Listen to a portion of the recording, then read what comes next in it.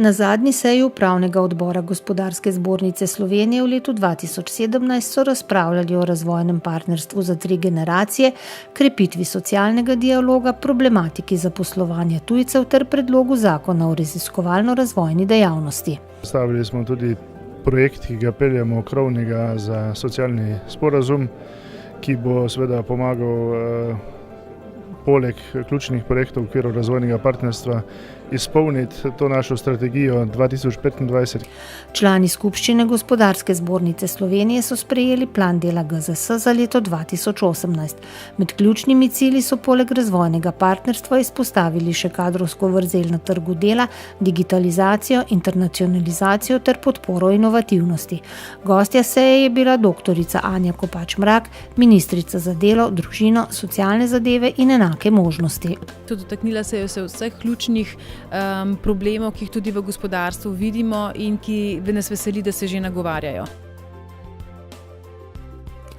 Na delavnici Sproščeni do uspeha so udeleženci izvedeli, kako z različnimi tehnikami izboljšati svoje delovanje, kako pri delu postati hitrejši in bolj osredotočeni ter kako izboljšati intuicijo, vodstvene sposobnosti, kreativnost in inspiracijo.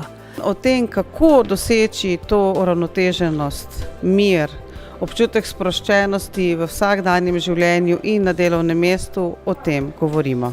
Na delavnici Oblikovanje ponudbe za mednarodno okolje, ki jo je pripravila projektna ekipa Expedire, so udeleženci pridobili veščine, znanja in orodja, ki so potrebni za oblikovanje primerne ponudbe za potencialne kupce iz tujine. Pazite treba na to, da se vsakega izvoznega načrta lotimo z vsemi potrebnimi podrobnostmi vred, da naredimo, bi rekel, en detaljen načrt. V okviru projekta Dezalp je na GZS potekala delavnica o dizajnerskem razmišljanju z namenom spodbuditi udeležence, da poglobijo svoje razumevanje dizajnerskega razmišljanja in se seznanijo z možnostmi, kako tak pristop uporabiti v podjetjih. Now we are improving our knowledge and it's very important to be very aware of every step of the methodology.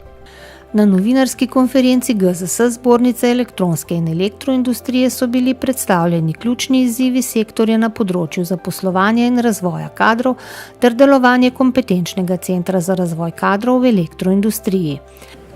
Dodal bi to, da je panoga elektroindustrije že kar nekaj let prepoznala izreden pomen kadrovskega področja.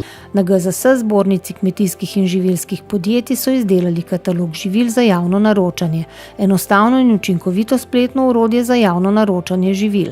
Aplikacija omogoča izbor živil, oblikovanje sklopov in pripravo izločenih sklopov. Naročniku omogoča tudi pregled nad ponudbo izdelkov, ki jih proizvajajo kmetje in zadruge ter kmetijska in živilska podjetja. Predvsem katalog v tem segmentu je zelo pomemben za javne zavode, se pravi, in pa za ponudnike z vidika analize trga, se pravi, da lahko res v celoti predstavijo prave podatke za vsak proizvod. GZS Zbornica kmetijskih in živilskih podjetij je na novinarski konferenci predstavila poročilo o napredku sektorja brezalkoholnih pijač v letu 2016 na 5 področjih zavez odgovornosti, kar dokazuje uspešnost samoregulacije podjetij. Spregovorili so tudi o programu Preživi z področja preoblikovanja živilskih izdelkov, ki ga sofinancira Ministrstvo za zdravje Republike Slovenije, katerega vodilni partner je Zbornica kmetijskih in živilskih podjetij. Zaveze odgovornosti so nekako prvi pomemben korak pri tem, da se izboljša prehranska sestava živil. Gospodarska zbornica je tukaj prevzela pomembno vlogo, kjer koordinira nacionalno industrijo.